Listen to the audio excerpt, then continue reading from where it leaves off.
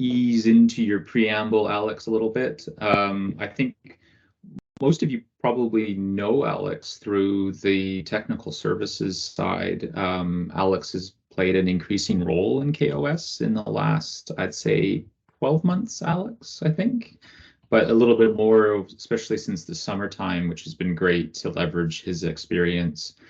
I think if there's someone that's sort of like a master craftsman type apprentice in the pedorthic world, Alex would be that person, in its sort of loose form as it is in the pedorthic industry. But certainly it's a privilege for Ben and I to have Alex's experience and technical acumen on the tech services desk for KOS. So certainly appreciate Alex taking time to put together this slide deck that will talk through some innovations, I guess, on the recent order form, and just speak to how that's going to pivot and where we think that's going to make things a bit easier for all of you on the call, the our KOS clients. So that ate up about a minute there, Alex. Maybe we have one more person. Yeah, oh, Tanya's joined us. Perfect. So I'll turn it over to you. Yeah, and really today's webinar, and hopefully this will lead into a few more webinars going forward. We're hoping to do a couple of these a year. It'll just provide a bit of a platform so we can, have a place to have a bit more discussion, sort of get more live feedback and input from all of you, and just give us a place that we can really bring these updates to you in a more, in a more reasonable manner. So. Yeah, that was really the idea behind it. Today should be hopefully pretty straightforward, and hopefully half an hour or 26 minutes will be enough time to get through what I put together. We do have a lot of clients from diverse backgrounds. So we have people that are clinical pedorthists that have done lab work and are very familiar with that, and we have people coming from more of a physiotherapy or chiropractic background who may not have the depth of training that pedorthist too. So, the goal of today was to go through some of the updates to the new order form that we'll be rolling out over the next couple months, and then also to go through just some general tips and tricks that we go through when we're ordering orthotics and when we're also troubleshooting patients when they come in with adjustments. So, between Michael and Ben and I, we've got a lot of years of experience dealing with complex patients, and a lot of the design acumen that we have around orthotics is based around that clinical feedback and the base of data that we've garnered over the years, not just subjective, but all the objective data that we've been able to glean from those years. So without further ado, let me pull open the PowerPoint here.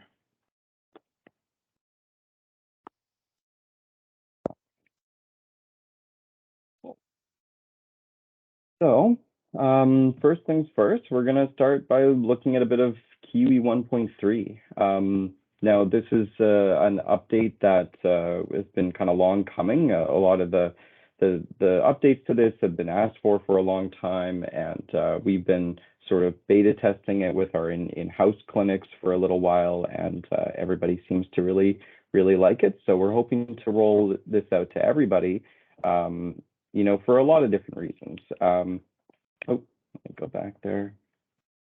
Sorry, 1 second. Perfect. All right. So this is our latest, most up-to-date version of the Kiwi order form. And really, the goal behind it is to try to make the ordering process as simple and transparent as possible so that it can be used from all different perspectives. People that want a really deep and powerful tool to order orthotics, and they can make as many really fine-grained choices that they want. And then also it can be used, obviously, by people that just love a good template that they can just choose and not have to think too hard about, and will still work for the majority of people. So, trying to have an order form that works at both of those levels is difficult, and it's something that's taken a lot of time to refine.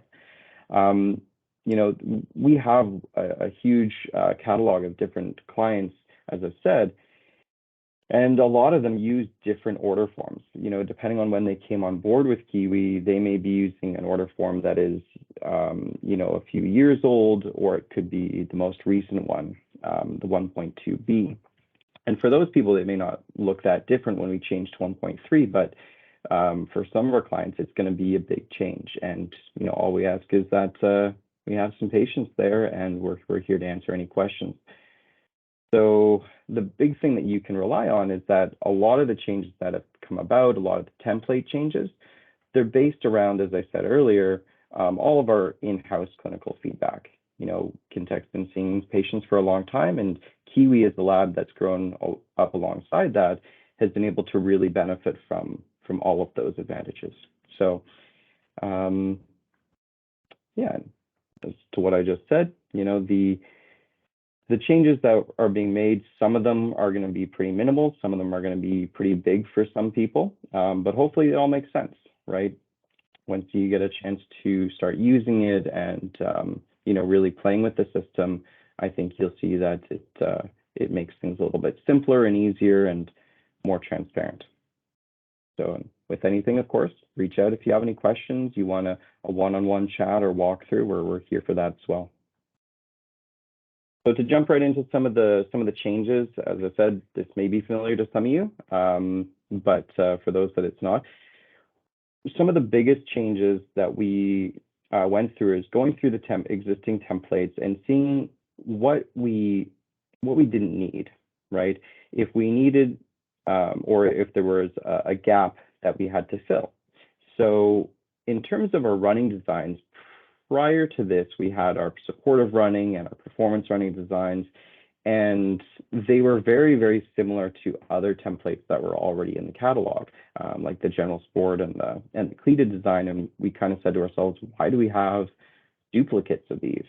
Let's create something a little bit more special. So, you know, for a long time, we had our court design, which was designed for maximum shock absorption. And what we essentially did was altered and redesigned that and moved it over and created a running design. And this is really geared towards a lot of the work that people like Dr. Michael Ryan has been doing with research into running and biomechanics and running injuries, trying to create a design that's going to provide maximum amount of shock absorption and a really even pressure distribution, so that it fits very snugly into the shoe, and there's no loss of energy, or very minimal injury in terms of friction, blistering, things like that. So it is something that sometimes does need a bit of alteration or grinding to get it exactly a right fit into the shoe. But even for those that don't have an in-house grinder, as long as we know roughly what shoe it's going to be going into, we can really get it fine-tuned for that purpose. The other big ones are the sensitive and the unloader design that are coming in. And those are really born from, we found the old style diabetic arthritic design was getting overutilized for too many different purposes. And essentially, oh, sorry, I'm just going to let someone in here. There we go. Perfect. Every time. All right. We found that the diabetic arthritic style was getting used for too many different purposes. And so we had, you know, half the people using it for a really super soft accommodated design and having to really alter the whole template in order to get that. And then, you know, by and large, a lot of people using it for sort of a general purpose all-day orthotic that just had that EVA shell or some kind of soft shell. So we split it up, and we have now our sensitive design, which is our pillowy, super soft accommodative design, still using that tri-density, but with a really soft sort of cloud or 35 Duro EVA as a base with that XRD and Plastizote combination cover. It makes a really good design for people dealing with more complex patients that have huge hypersensitivities, ulcer care, wound care, stuff like that, rheumatoid arthritis, changeable conditions, really, really appropriate for a lot of those cases. For the unloader, it's, as I said, that sort of daily use soft shell orthotic. So typically used with a firmer EVA, something that's going to last for still years and years, but something that is going to be able to distribute pressure a little bit more evenly than some of the hard shells. The way I often explain it to patients is, you know, this is your Tempur-Pedic mattress versus your Springform mattress, right? It's going to have a lot of the same mechanical capabilities that individual pressure point basis is going to be able to give you.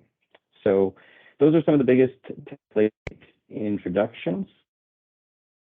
And some alterations. You know, we messed around a little bit with some of the profiles on other designs, and then one of the biggest changes we did was remove the extrinsic EVA posting, that external heel stabilizer on a couple of the templates. And the big reason was, we said, why is it there in the first place? You know, a lot of it came down to, why are we doing something if it may not be strictly necessary for the average person, right? When we ask what the actual hindfoot post is doing, well, that external heel post is creating more leverage. And some feet do need that. And of course, you can still add it to whatever design you want. But to have it as the default on a template seemed like it was a little bit off in terms of our goals when we're trying to make designs of orthotics that fit easier into shoes, that are not going to create pressure points for people, that are going to have a closer fit overall to the foot. Sometimes that extrinsic heel post can present an impediment to that. So what we said is, let's take it off the default, and you know, it's less work for our team, less of a cost to you. And, you know, at the end of the day, it usually gives a more comfortable orthotic. And for the people that do need that extra support, well, of course, you can add it, right? So the walking design, which is one of our most commonly used, most popular designs, is really simple. It's a, you know, polypropylene direct shell, no extrinsic posting, neoprene cover, and usually a bottom cover. So it is, you know, coming back to a simple sort of design of orthotic that is really, really useful and versatile for a lot of people. The other big change, I would say, is the industrial style, which in the past has been sort of this firm microcell puff layer with a leather bonded over top of it. And the goal there was to have something really durable. What we found in terms of patient feedback over the years is that, yes, it was durable, but it didn't feel very good. So it wasn't comfortable. And what we wanted to do was, of course, get something that was comfortable. And what we found is people really didn't mind having to send their orthotics back for repair once a year or two if it meant having something that was going to feel good all day. So we essentially went with something that has a lot of support to it, still has that large profile, deeper shell that's going to work well in a lot of work boots. But then we bonded, you know, this combination cover of XRD and neoprene for a really thick 6mm combination cover for something that's going to feel cushioned all day, right? And we found a lot of success with that over the last little while. So those are some of the big changes to the design templates. And if you want to discuss those further, certainly let us know. We're going to be uploading the new catalog to the website over the next week or so, and you can certainly kind of peruse that at your leisure. But let's move on. The other big change to the order form are things that make it hopefully easier to see what you're getting, put it simply. You know, in the past, we essentially say, okay, here's the patient's body weight, and here's the support rating that you've chosen: flexible, semi-flex, semi-rigid, rigid. And we say, okay, well, for somebody that's 150 pounds, that means this many millimeters thick for a semi-rigid orthotic. And that works pretty well. But what we found is that, well, for the people that know a little bit more what a certain thickness of polypropylene feels like, they may want to choose. And because we do a direct mill, you can choose down to the 0.1 of a millimeter how thick you want that shell to be. And it really gives you a little bit more control over what exact rigidity that device has. So when you choose it, when you choose the support rating, as long as it's a polydirect shell, then a second option will appear showing you what the recommended thickness is using that body weight table, and then you can fine tune it to whatever you'd like it to be. The other big change is the shell profile. We started using a slightly different terminology for shell profile to hopefully make it a little simpler.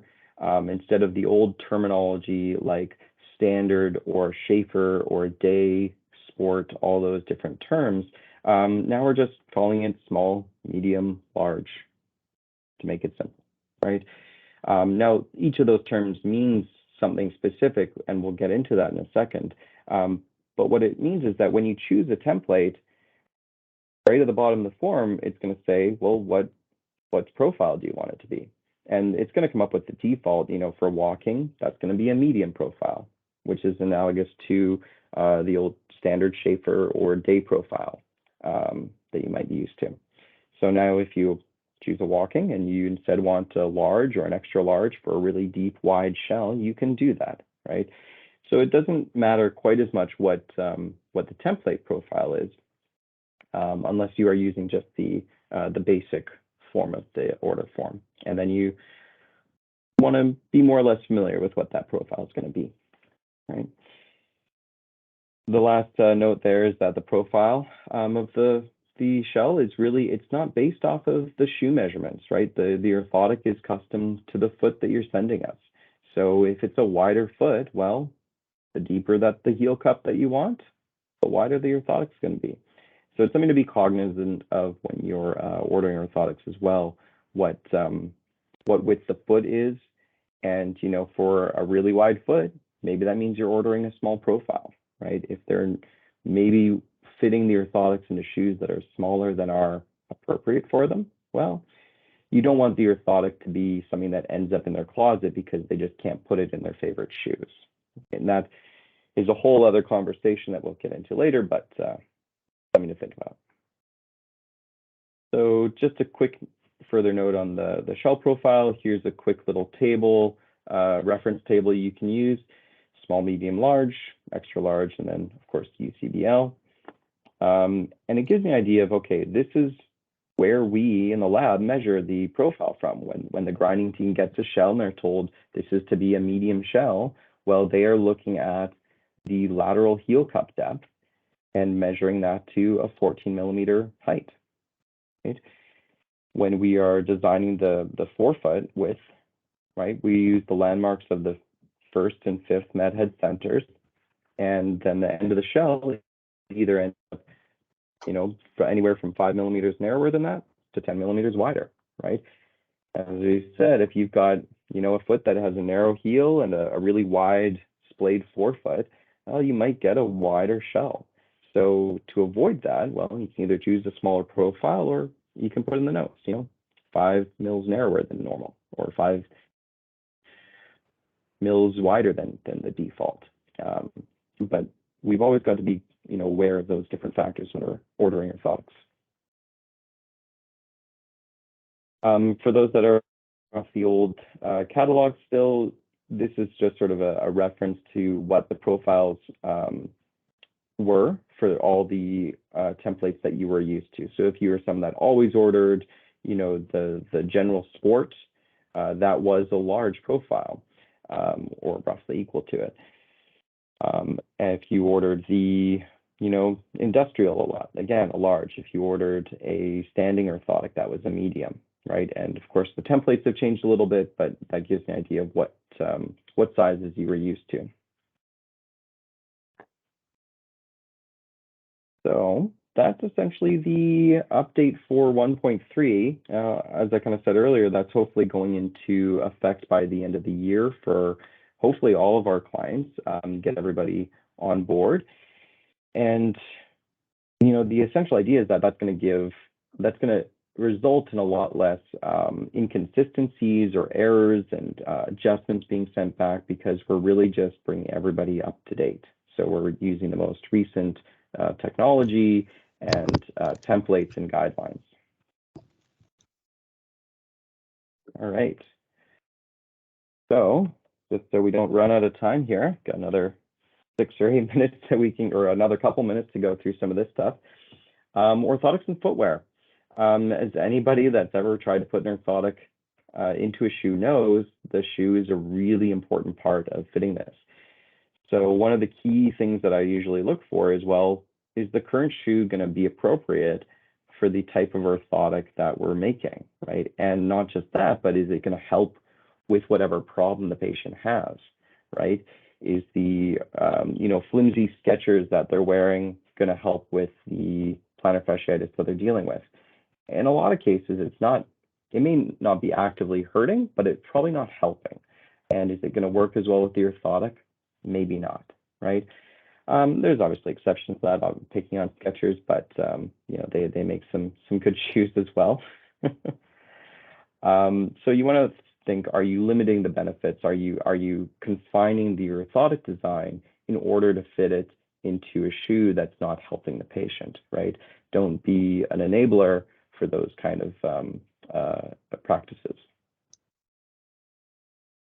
So a couple of quick questions you just want to think about when you're looking at this. How well does the current shoe fit? Is it actually their shoe size? And is that going to change with the orthotic? If you're building a really thick orthotic that has lots of cushioning, well, they should probably be in a shoe with a bit of extra volume, right? When you're choosing the size and the order form, that's the size that our finishing team uses when they are trimming the orthotics. So if they are wearing a shoe size that's bigger than their actual foot, and you want the orthotic to be as close as possible to that shoe, well, that's where you'd put that note on there, right? So noted as a size 10 instead of their actual shoe size. And then just in terms of expectations, we try to always give our patients a talk around expectations, and hopefully you do too, when you're looking at any kind of treatment. But when you're especially talking about the physical nature of applying orthotics into footwear and how it's going to be used, you should be talking about what it's going to work in, what it won't work in, how often they're going to be wearing it. And if there is a lot of different situations they're going to be wearing it in and different types of shoes, well, that's a really great argument for different types of orthotics. So something to bring up with them. To keep this moving along, next couple of points I want to talk through are some scanning and casting technique things. So we could argue all day about how important or real the term subtalar neutral is. But essentially, the biggest thing that we are concerned with when we're looking at a foot scan or looking at a foam cast is how well the forefoot lines up to the rear foot. If unless they are stuck in a varus or valgus position, ideally we want that forefoot perpendicular to the calcaneovertical. And if we don't have that, then that creates some extra work on our CAD team, and they have to start making some assumptions, right? They're very good at that, but the more work that they have to do and the more assumptions they have to make, the greater chance there is that something's going to go wrong, right? Something's not going to be quite the right fit. The contour of the arch is not going to feel quite right, and that may end up coming back for adjustment or remake. So the better the cast is, the better the scan is, typically the better quality of orthotic you're going to get out of that. And just so you know, in terms of landmarks that we use, you can see from the diagram here, what we're actually using to create most scans, most models of the orthotic are the center of the metatarsal heads, the first and the fifth, and the center of the calcaneus, right? Those are the anatomical places that we need to be able to see, to be able to really accurately form that orthotic. And if we can't see those, if they are covered by bandages or fingers, it again makes it a little bit harder. And if you end up having really choppy scans, then make sure you're calibrating. And if you're not sure how to do that, let me or Ben know. All right, keep on moving. Something that I personally have been doing over the last couple of years, actually it started after I started working on and off with Ben in the lab and actually seeing a little bit more of the lab practices on a day-to-day basis. I started using more of a manual scan process. And for those of you using a scanner, you probably already know what this looks like. It can be a little bit difficult to do sometimes, depending on how long your arms are. But what I've found is that if you can get around the technique of holding the foot steady in one hand and with the other hand moving the tripod around the foot, you can get actually a smoother, deeper scan, especially if you're creating a really deep shell that has maybe an extra large or a UCBL fit. You want to get as much data as you can around the curvature of the arch and the depth of the heel. How are you? Good. Nice to see you here. Good. Nice to see you. I'm just gonna go into my torture chamber. Someone's off mute there. No worries. So if anybody wants a demonstration of that, that's something that I can kind of walk you through. But if you're finding you're getting, say, consistently poor fits with your heel cups, it could be a calibration issue in the scanner. It could be that you're just not capturing enough data around the shape of the heel. And again, if we only have a really shallow amount of data for the curve of the heel, it means we have to make assumptions on what the rest of that shape looks like. So again, something to think about, and it's something that you can play around with. And if you need some help, let us know. In terms of shell type and support level choice, we'll kind of rock through some of these points pretty quickly, leave some time for some questions. But basically what it boils down to is you should make sure that you're not just on autopilot when you're choosing support level or choosing shell type, because the rigidity really comes into effect when you have people at the ends of the bell curve, people with really high arches or really low arches.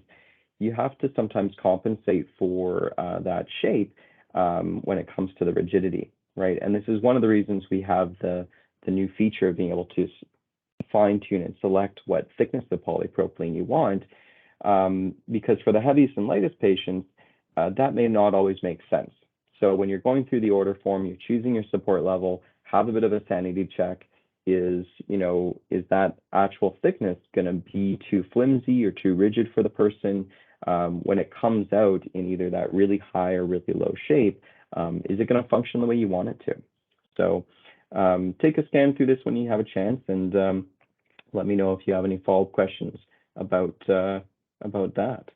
And one quick note on there, if the person has a significantly high arch, I would say that's a pretty good argument to change over to either the sensitive or the offloader design. Going to that soft shell means you're avoiding a lot of peaky, hard ridges across the longitudinal arch. And then the last point there, just a note on anybody using an orthotic for a really high impact activity, there's always a risk of discomfort. So make sure that you are taking that into account when you're choosing support level. All right, a couple quick notes on troubleshooting.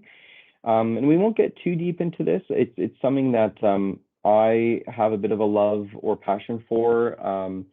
The longer that I practice pedorthics, these appointments, the follow-up appointments, the adjustment appointments, they're some of the ones I find the most interesting because it requires me to think a little bit harder and play detective and really problem solve someone's issue. If the initial goal of the therapy was to solve someone's plantar fasciitis, and the orthotic is comfortable 10 out of 10, but it's not solving their pain, well, then we have to look deeper. So asking some different questions, what's the actual problem? What's the patient's concern? Listen to them, ask them deeper questions, review the initial goals of the therapy. Did you meet it? If they're having a problem with the comfort of the orthotic, how is it fitting to the foot? Does it look good? Does it match the shape? Ask them the comfort level. And you can use just subjective measurements, you can use ratings out of 10, whatever works for you, right? The more information, if you have questions for us afterwards, the more information you're able to get from the patient, the better we're able to help you. And then the last point there, of course, does it work in the chosen shoe, right? As I said earlier, it's sometimes better to give up that cheap shoe rather than limiting the effect of the orthotic. And then the last point here, just in terms of communication, right? As I said a second ago, you know, using really a lot of measurements, a lot of pictures, the more information that you get to us, the better we're able to help you. Because at the end of the day, we don't have the patient in front of us, and we're always going to be trying to divine what's going on through the clues that you provide. So the more clear communication you are able to give us, the better. Using those discrete anatomical terms when describing the orthotics is really, really essential, because everybody's terminology is different, right? I'm not kidding when, you know, I can have 5 different clinicians across Canada try to ask for the same thing in 5 different ways. And your way may seem like the most logical, but it may be, but it may be something that we've never heard before. So trying to use really discrete anatomical terms, measurements, really, really help get you the result that you want.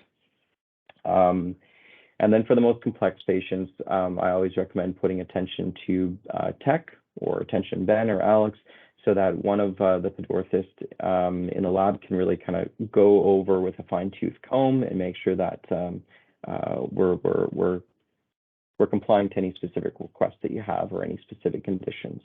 So yeah, I think that makes sense. Last 2 are pretty straightforward. Avoiding some obscure phrases. It's really tempting to say, oh, the orthotic's too wide on the foot, or the orthotic, it pinches in the proximal arch. And it sounds like it's a very specific issue. And we can still make adjustments for that. But the more specific that you get, the better we're going to be able to adjust things, right? So try to avoid those vague terms, and we will do our best to get the best result. Okay, so I know we went a few minutes over, but if anybody wants to stick around and ask some questions, I'd love to answer some or have some discussion. But otherwise, thanks for joining. If you have questions, certainly pop them up in the chat, and we'll kind of answer them one at a time. Or if you prefer, you can always email me or Ben afterwards, and we can always set up a discrete chat later. Discrete chat sounded strange.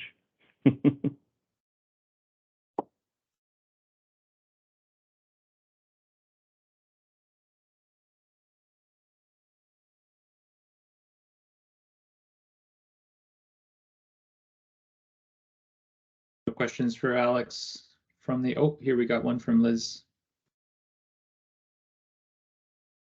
Hey, Liz. Yeah, for sure. We should be able to help organize some samples for you. Why don't I send you the new catalog, and you can let me know if there's a few that really jump out at you that you'd like to see, and we can work out some samples.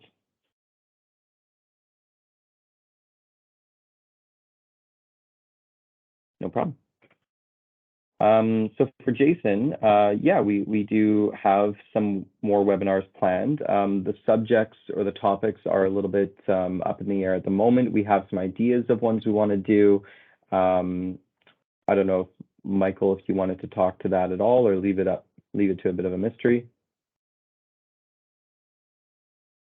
Yeah, I think just as we are looking to continue innovation in the terms of the materials we use and the designs that we use for our products, this is an important forum to be able to share that information, and this is why we wanted to have sort of kick these back up, so that number one, we can get everybody harmonized on the same order form, which is super important for efficiency on Ben and certainly the production team.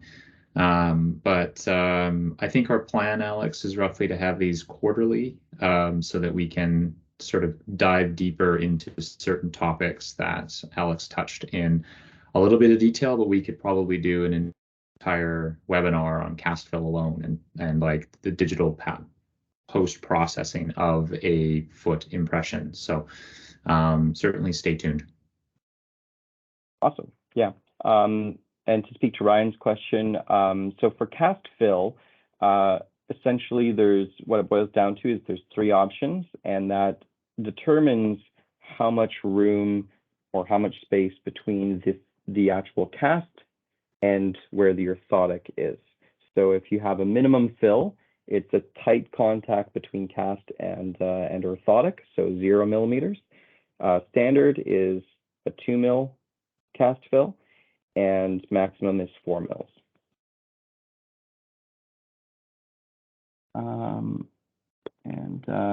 For Maddie, the new neoprene replacement, and I think we've called it a replacement before. What I've certainly personally come around to thinking it as just another option, because at the end of the day, I still love neoprene. It's a great durable material that still provides a lot of cushioning.